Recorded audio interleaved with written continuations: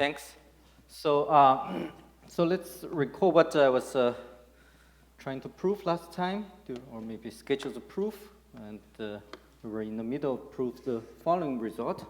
So let's recall that we have, we have this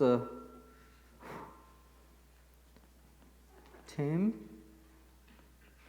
Isaac, and have this,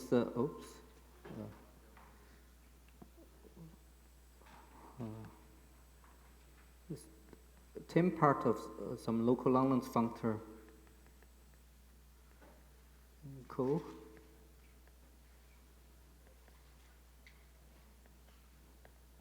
And then we go to imperf.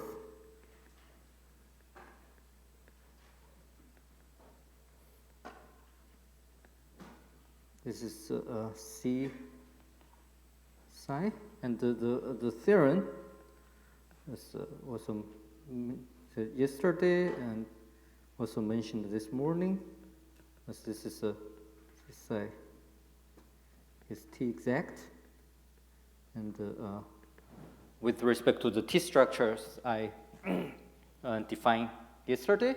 So the first thing is. Last talk I was discussing something about in particular, spent some time on discussing the exotic T or exceptional T structure on shifts on Isaac. So one thing is, I guess the first half of the lecture will be some kind of sketch of the idea of the proof of this, and then we'll see what the second part. So the first thing is I mentioned last time is. The formula expression of C psi, but this is also follows from something also already appeared in the morning talk. So we have this like a central shift construction, act on map to the E2 center of the category. Monodromy category, and then taking the trace, you get the action of the imperf of log on shift of Tame. So this is like the spectral action. So one categorical level lower spectral action, and one of the formula we need, and then there's this functor is given by there's a functor given by delta upper shrink and taken Newton lower star, and the formula is by definition it has this following property: is if you first apply some for any representation of the dual group, if you first apply the central shift act on some any f, and maybe f in the heck category.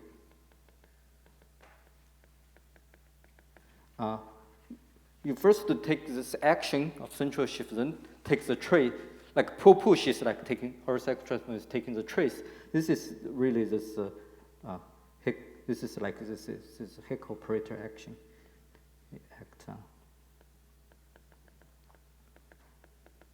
It's a kind of the some formula, and so then you see that then we have this last time I said this lemma is some kind of expression of C psi is if you take a home, because C psi is defined as a right adjoint, so so if you take the home of the imperf log 10 of some V representation regarded as vector bundle on the C psi, then of something of this form, then it will be the same as by a junction of and apply the dual of the Hick operator. So this will be the O of V dual, maybe a tensor with C psi.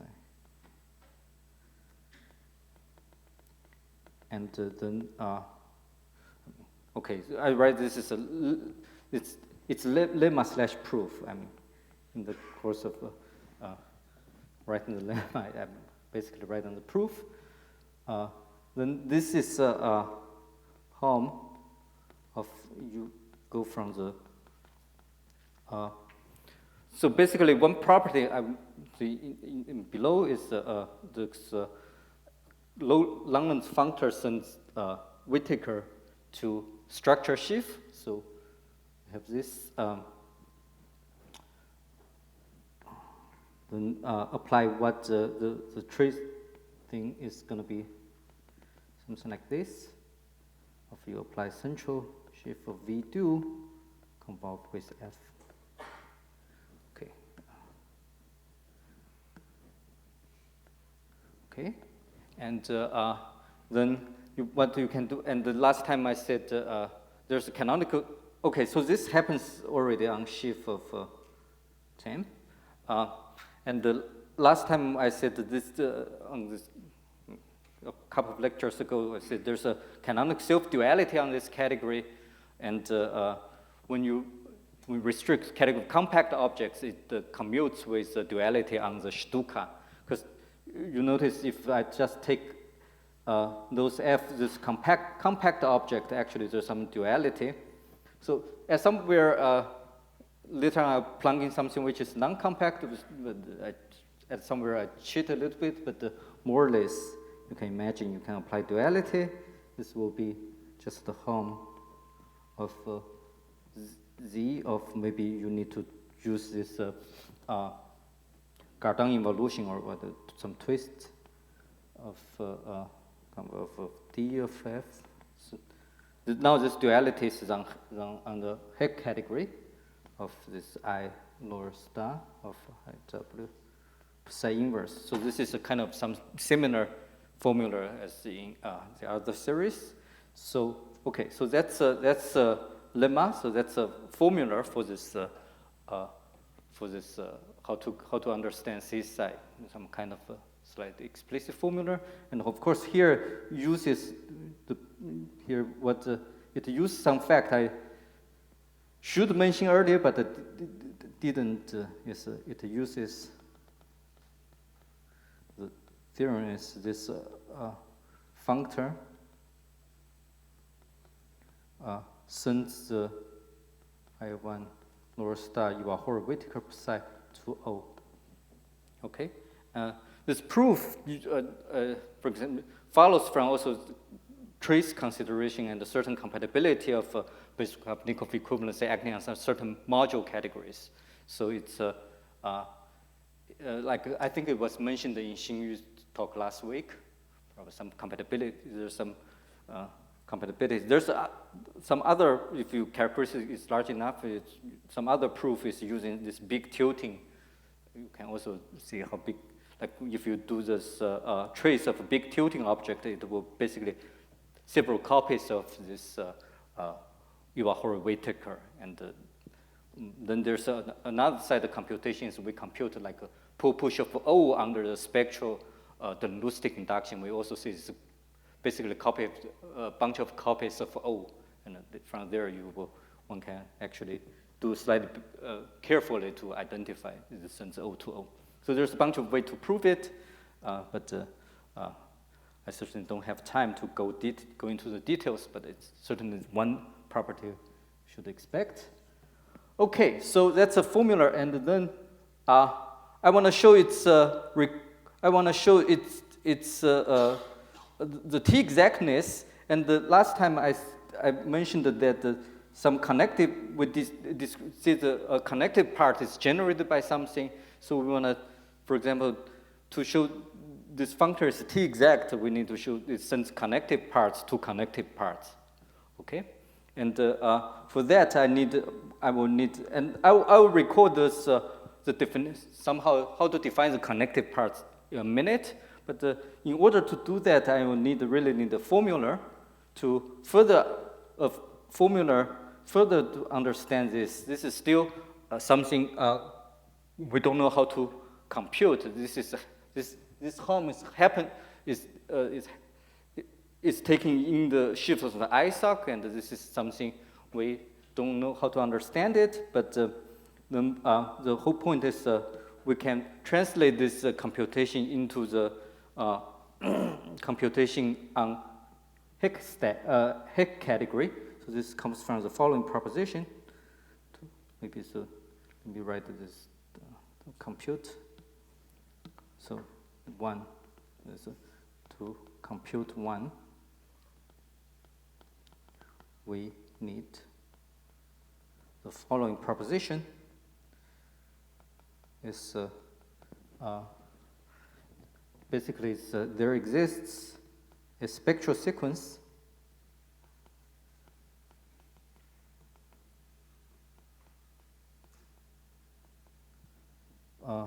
which first see convergent to 1 is this one, but then with I don't know, probably E1 term,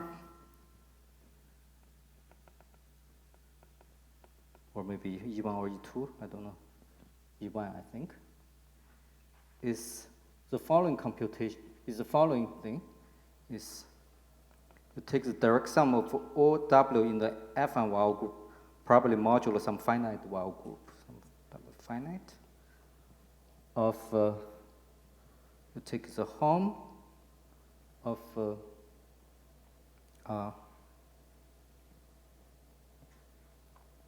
let me write it in this way.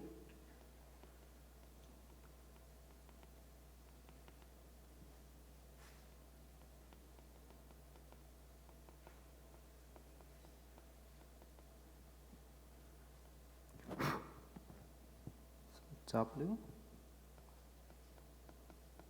So I'm let me first write it and then explain the notation. So, but the crucial thing is this home is computed in the following, in this Whittaker model.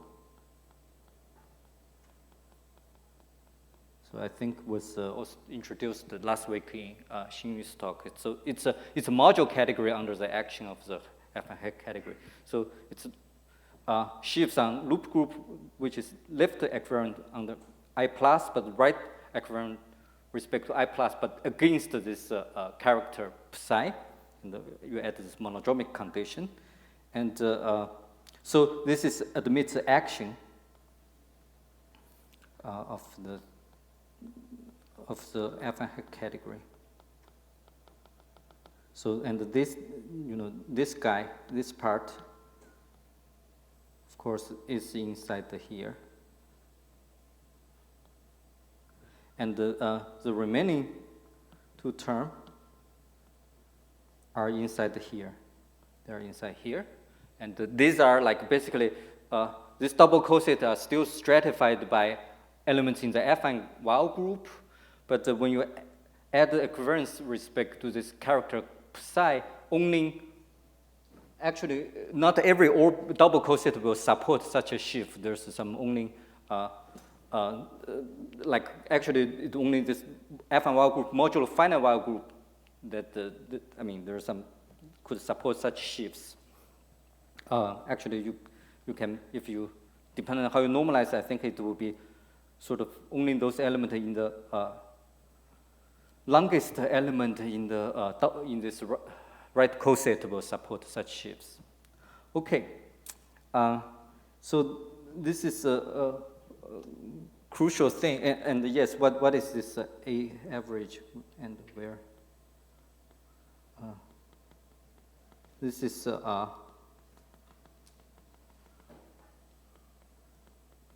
just the map from L G mod I plus, my R plus, map to its further conjugation by the torus action. Okay, so I don't want to, okay, I won't give the proof of the theorem of this proposition, but it's kind of, the flavor is a little bit like similar to this geometric lemma, which you see in the second talk, like a spectral geometric lemma. So basically what we're computing here is, oops, so sorry. I think I missed here, definitely I missed this,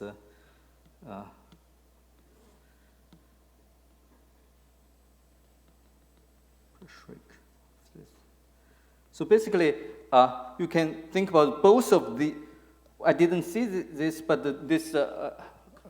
your whole Whittaker can also be realized as a horizontal transform from somewhere, pull-push. This is also some pull-push. So you are computing like on the shift of Isaac to some two shifts obtained by pull-push. Then you apply the adjoint to pass to the right adjoint, and then you go, this always like this syzygy, and then you compute this functor, filtered this functor by, in the case of parabolic induction, filtered by the Broha cell in G mod B mod B, but here you filtered by the affine Broha cell, L G mod I mod I, essentially, and then you understand each filtered piece of the graded piece of the functor. That gives actually this term. That gives this one. Okay, so there's actually some computation one need to do, but anyway, that's something like that. And now we plunk. Oh, oops, sorry. Of course, here this is here we have this is D F, and here we have this C.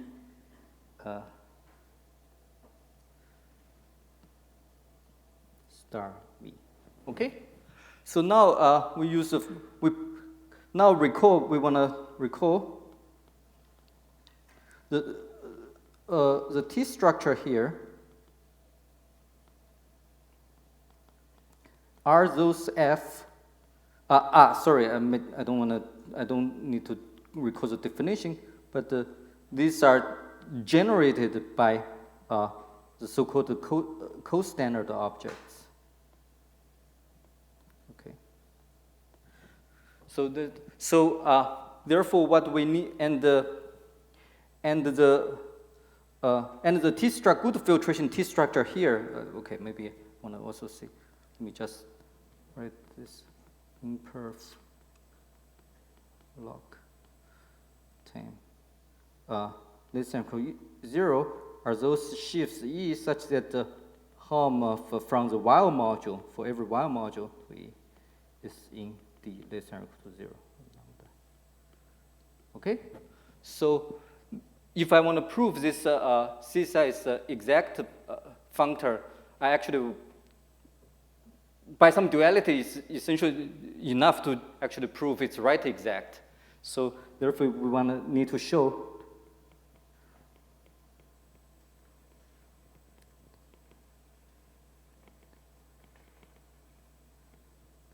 exact. We need to show that basically we need to show this Helm of this of C psi of this guy.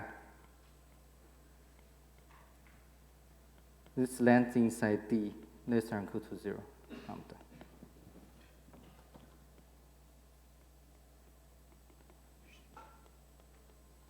Okay, we just need to see this sits inside the home space. Actually sits inside the connective part, and now I can apply the proposition to translate everything to. Then I just need to show each term in this. Before I was telling you how to compute this by using first make it into something like this, and then there's a spectral sequence, like each graded piece is like this. So therefore reduce to show that this will be implied if we can show Helm of the central, if apply central functor of this, of then convolve with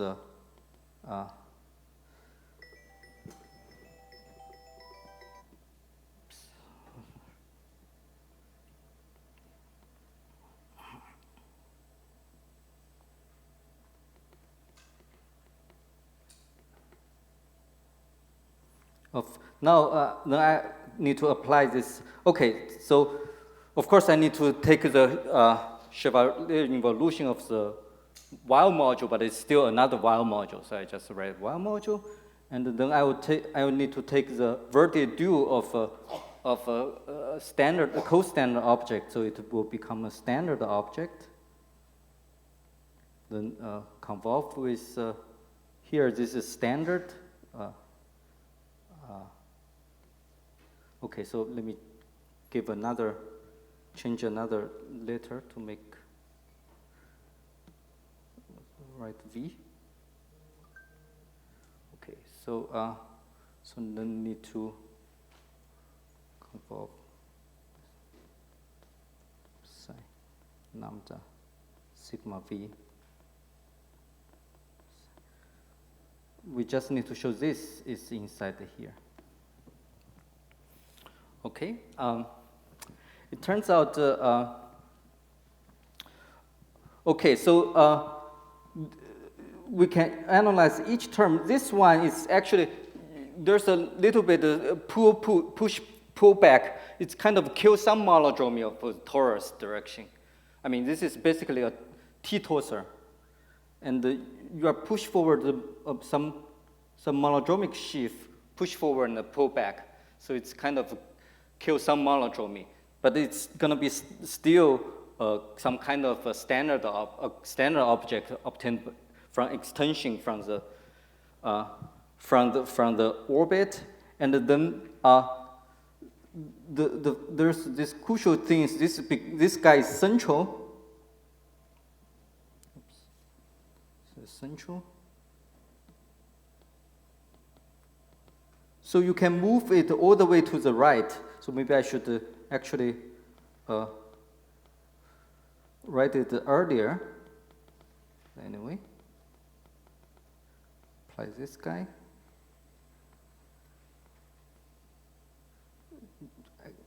And then I can, okay, I lift my V to really some F and head category, then use this to act on the unit object. The unit.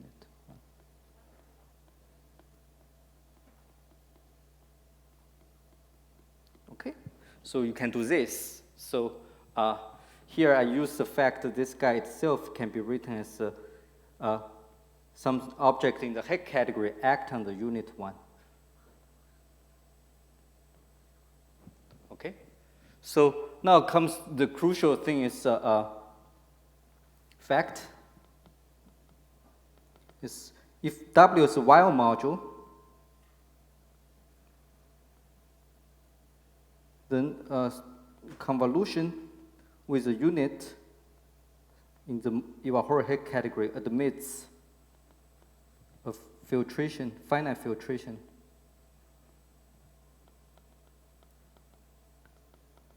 by so-called standard objects. So something like I'll use over the WV, so let's U, something like that. Some U.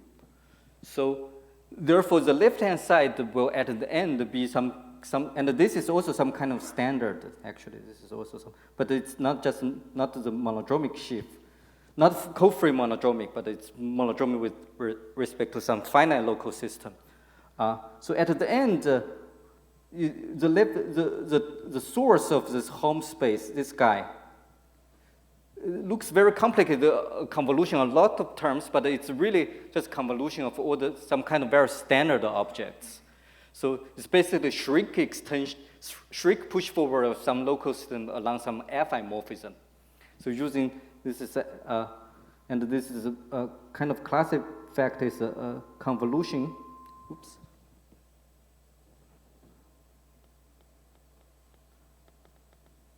Of standard objects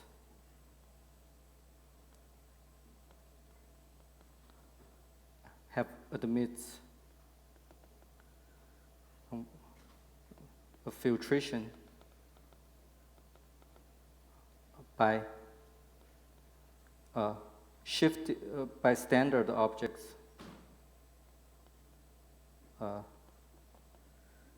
shifted to positive degree.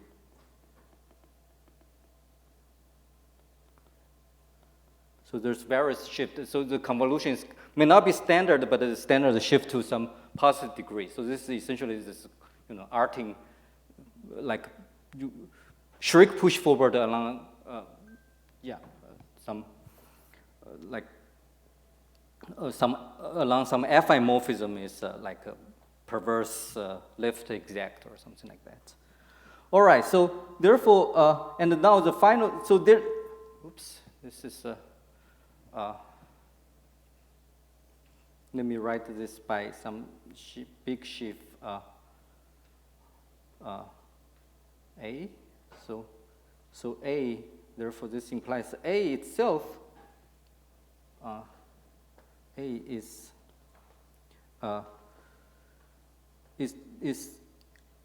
admits, or maybe more precisely saying extension by standards objects shifted in positive degrees.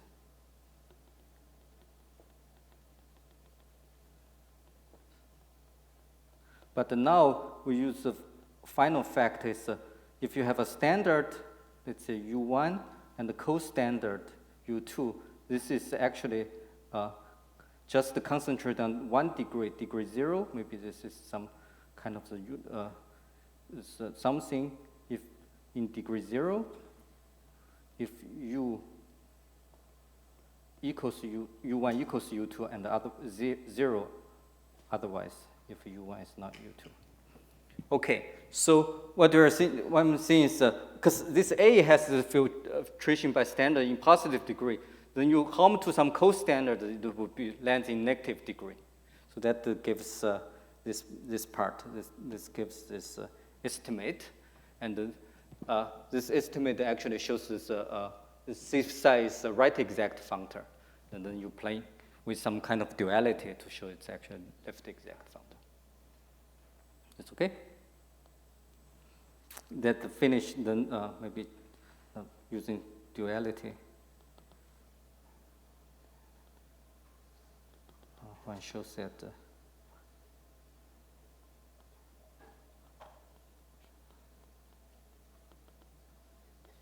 CSI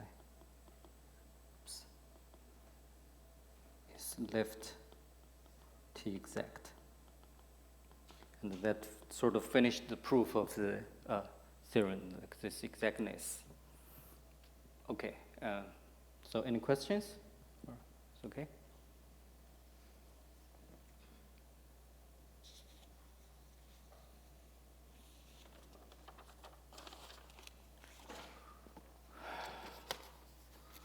Okay, so if there's no question, I'll move to the next topic. Maybe, I have some list, so this is kind of the half of where I'm going, and so this is some kind of admissible duality. Yes. Yeah. I should mentioned briefly mentioned last time. It's more subtle. We see this connective part of this exceptional T structure on, where is it? I mentioned that last time. The connective part is generated by this horicycle of co-standard objects, but the co-connected part of this T structure is not just it's not simply just generated by horicycle of standard objects. Yeah, it's not. This is not. This T structure behaves well with respect to this admissible duality, or not this canonical or like compact duality. Yeah. Okay, if there's no question, I'm going to move to the other topic, and the remaining part half of lectures, I'm trying to prove the following theorem. As I mentioned at the beginning of the lectures series, is from my point of view, is I would really like to deduce some classical local Langlands from the categorical local Langlands. And still, in the other series, we see how to apply all these powerful results and in classical Langlands to upgrade it into categorical thing. And I would like to go the other way around. It turns out that it seems still be very difficult in general to do it completely, but I want to at least see what happens. You can just using what we already have plus some pure thoughts in some sense to get to see something about the supercaspitals.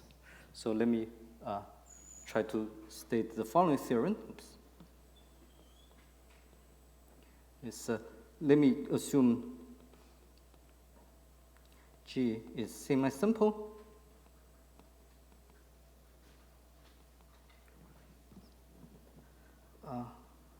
This is for simplicity. And coefficients num QL bar. Of course, this is semi-simple unramified. Let's say semi-simple is really not necessary, but it does create non-trivial complications. So let's just assume it's semi-simple, and let pi be a depth 0 supercaspital representation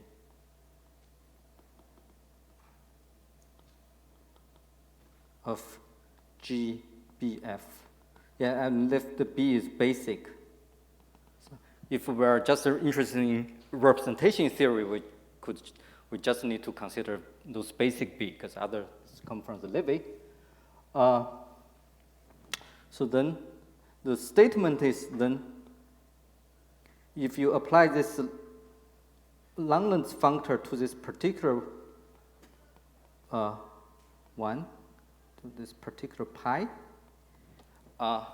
so this is going to be a, maybe star and Schrick is the same. This is going to be a sheaf on ISAC, and then you apply the Langlands functor, you will get some coherent sheaf, okay, because it's a certain compact object, so you get some coherent sheaf. And it turns out this is not arbitrary coherent sheaf, it is a vector bundle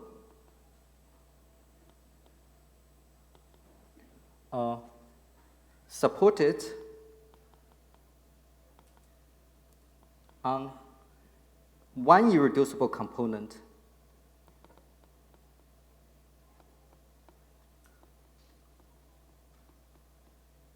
C inside the stack of L parameters. In addition,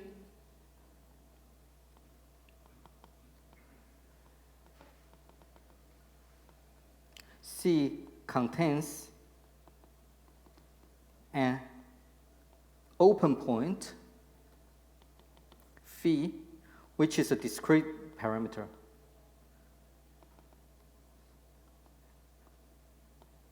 Discrete Langlands parameter.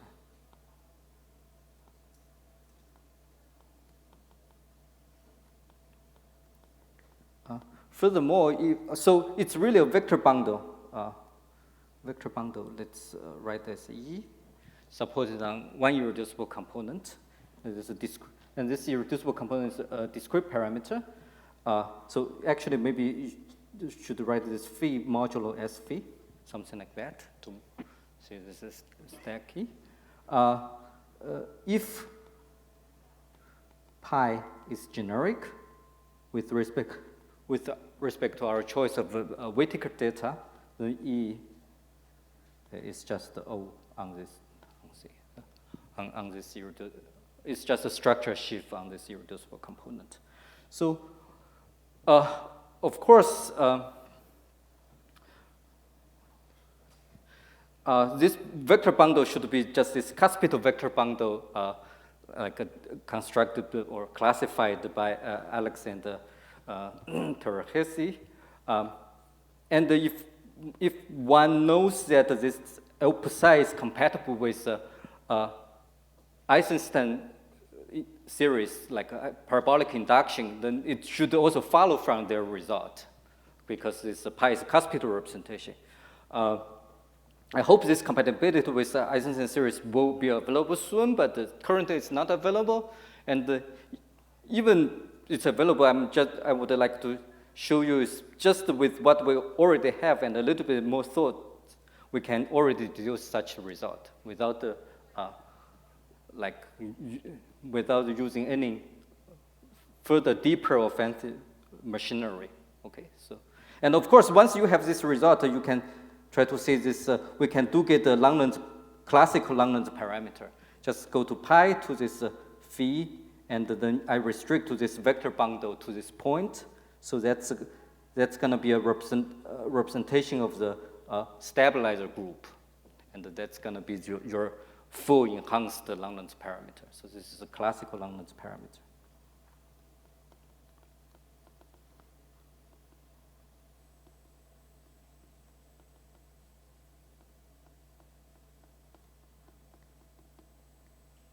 Maybe get a classical Langlands, but whether it coincides with the known one is another question.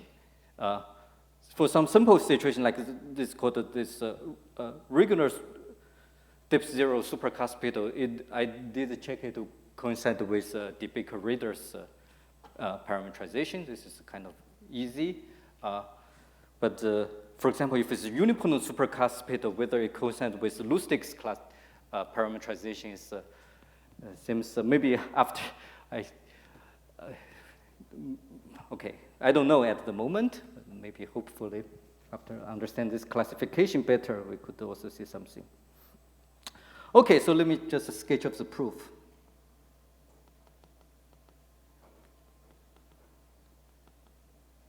If there's no other question, so let me just. Okay, so the input from the representation theory is very mild. The only input we need is the following input of from is if G is semi-simple, then pi appears as a direct summand of a representation of the form compact induction from some P to G FB of some, let's see, pi F, for some where P is some parahoric, actually maximal parahoric, and pi F is some depth like it's a representation, cuspidal representation. I mean, actually, cuspidality is not even needed, but just. But let me just write the cuspidal irreducible representation of the Levy quotient of P. So this is a kind of fact is classification of depth zero supercuspidal.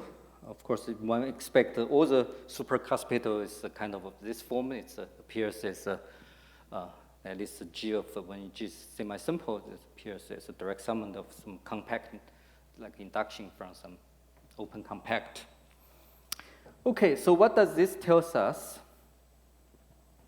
So this tells us if we apply this Tame local Langlands parameter of IB of pi, this is a direct summand.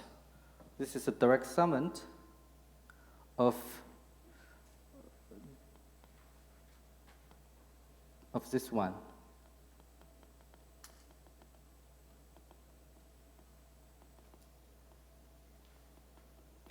And a theorem we said last time is this guy is actually honest coherent sheaf.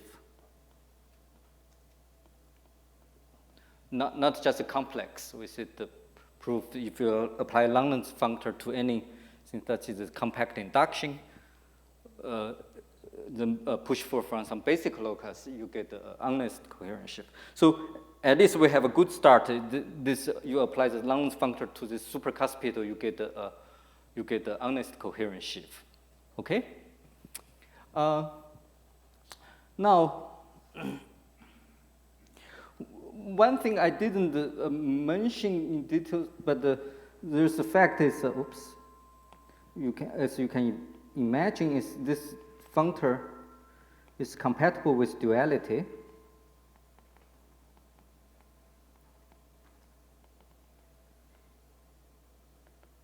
One side is this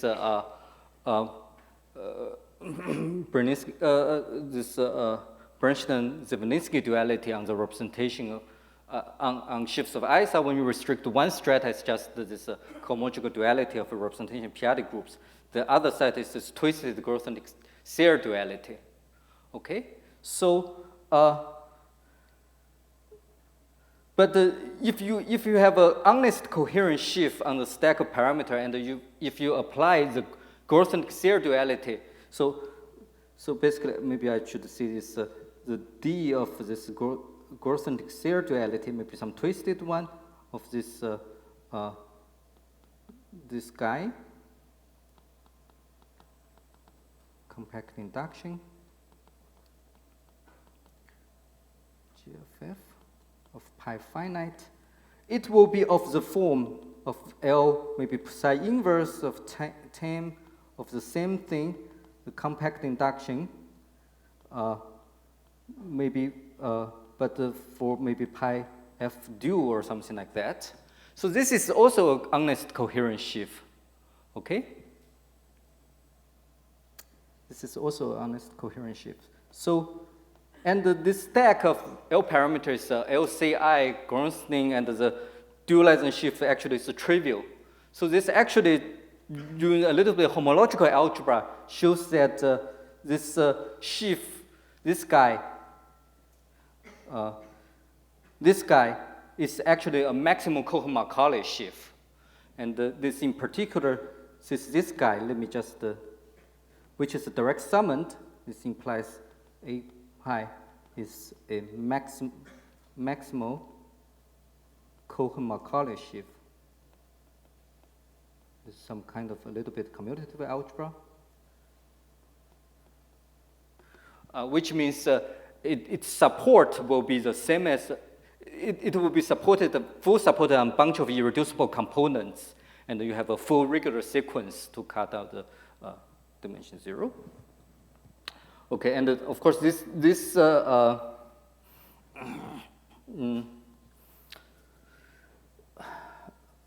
okay. On the other hand, oops. So therefore, pi is the support.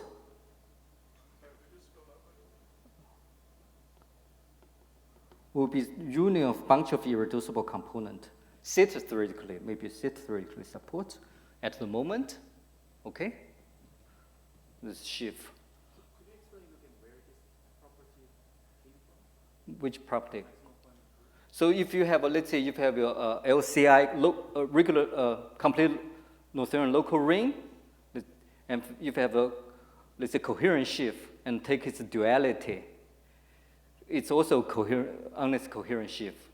It's actually by some homology. Look at how this local cohomology acts. Yeah. It's cohort and its dual is in cohort, right? If you had very small support, its dual would be like part of the right. Yeah. So it will forces the maximum Cohen-Macaulay, support a bunch of irreducible component. Okay. So so far it's a union of bunch of irreducible component. Now the other things we use is because it's pi's irreducible representation, we know it's endomorphism ring. It's just QL bar, okay? It's a irreducible representation. But this is acted by this spectral Bernstein center.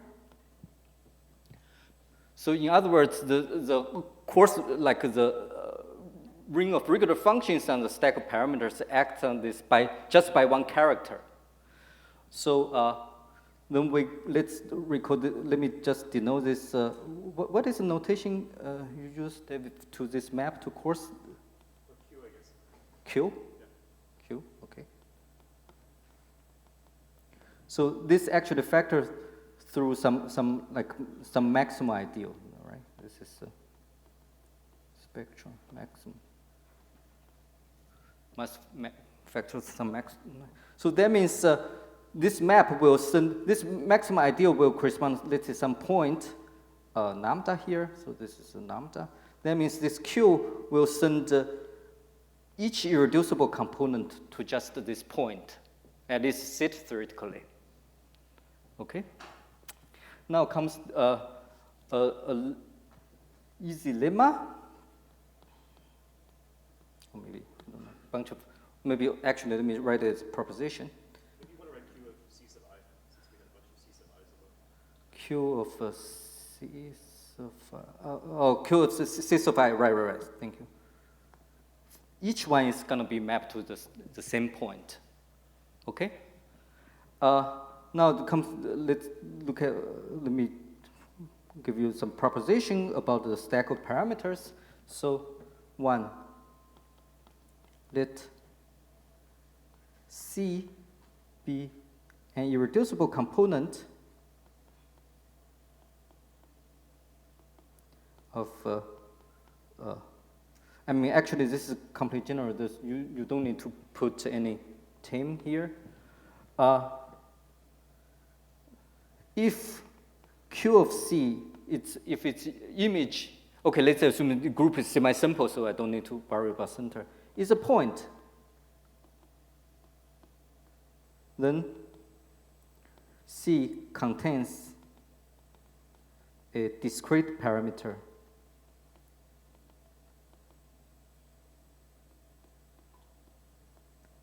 phi modulo S phi as an open point. This is because if the parameter has image lands in some levy of G, then its centralizer will have some torus, and you can twist your parameter by that element in the torus, so your parameter will move in even semi-simple parameter will move in family. It won't map to a point. Okay. Second, and in this case, actually, in this case, the C itself, in addition, C itself will be one of the pieces of this Vogan stack appeared in some previous talks. Like this, maybe phi semi-simple, and this phi sits inside there some kind of open part. This is the Vogan stack. So in particular, this irreducible component, if you take it at least, it's a reduced irreducible component. It's at least it's actually smooth. Second, now suppose I have C1, C2, two irreducible components.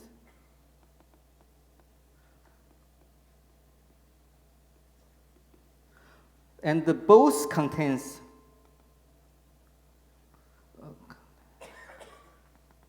discrete parameter.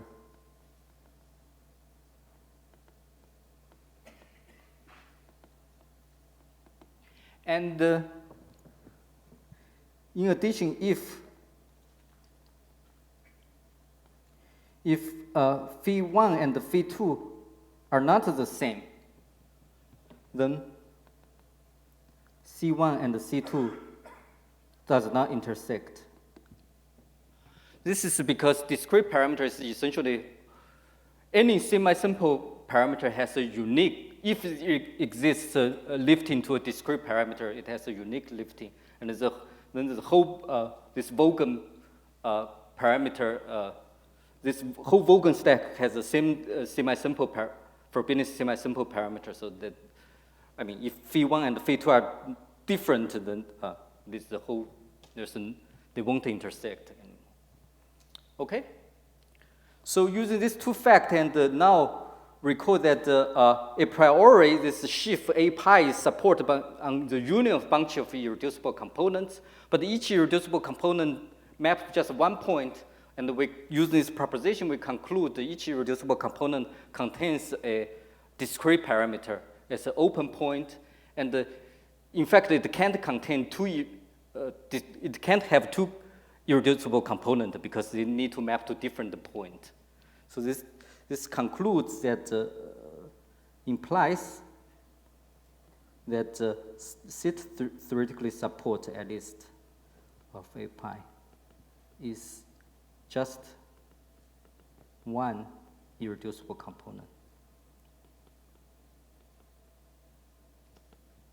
See?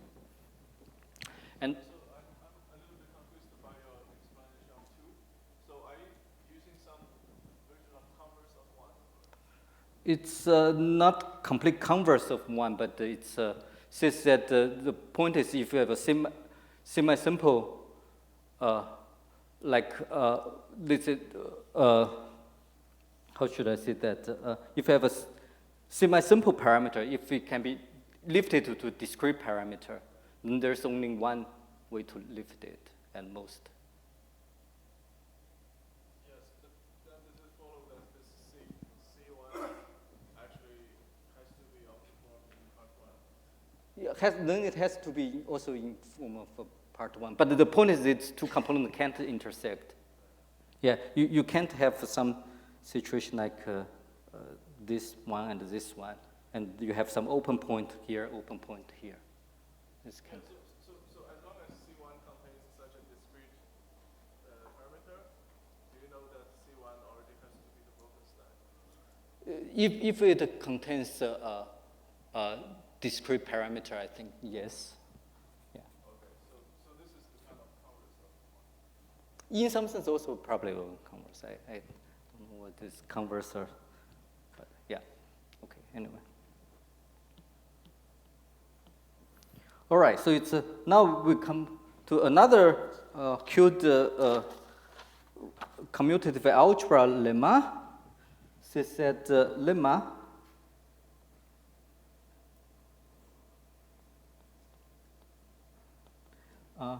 Let X be an equal dimensional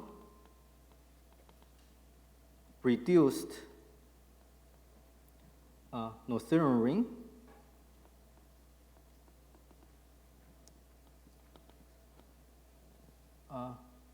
Noetherian scheme. So I guess I use scheme. I will do scheme of finite crude dimension. So I'm going to use it X as the frame moduli space of parameters in characteristic 0. So all these are satisfied. Let C be an irreducible component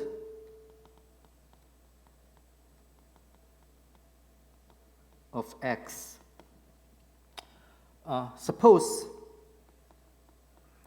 M is a maximal Cohen-Macaulay module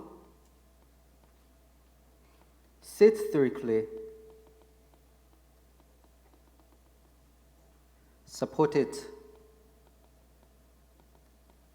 on C, then M is scheme theoretically supported.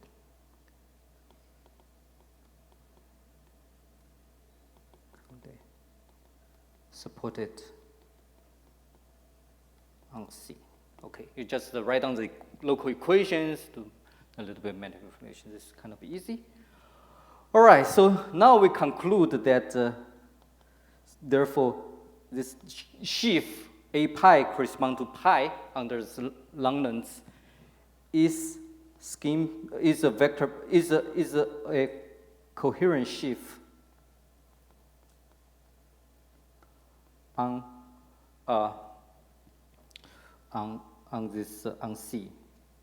On C is really means schematically, but because this C is a Vogel stack, it's actually smooth. It's a F prehomogeneous space modulo some group, and it's also maximal Cohen-Macaulay shift there. So any maximal Cohen-Macaulay shift on a smooth variety is automatically vector bundle.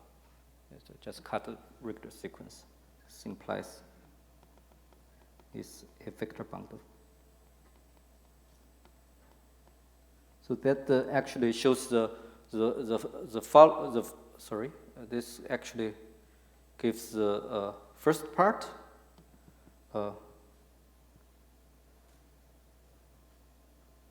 Yeah, up to here, and then as I think also already appears in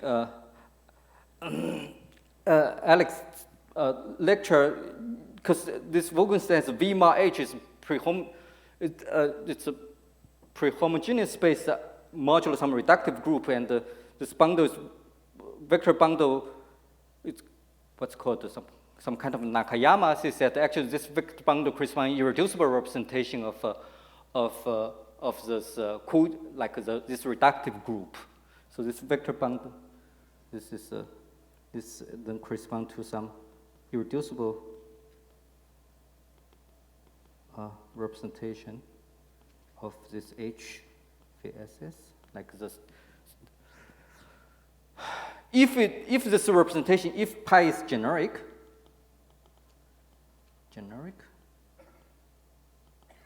that means there will be a map from this Iwahori-Whittaker to pi that will implies there's a map from O to this.